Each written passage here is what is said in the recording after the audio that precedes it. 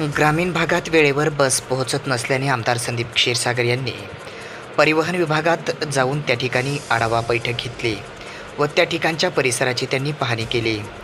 सदर पाहणी आज सोमवार दिनांक 13 ऑगस्ट रोजी दुपारी 2 वाजता केले।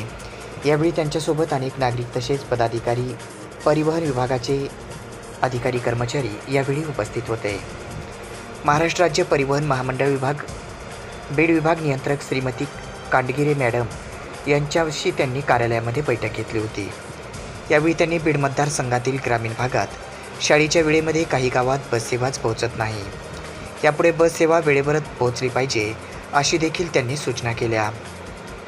बीड बसस्थानकातील सुरू असलेले बांधकाम व वर्कशॉपची पाहणी केली।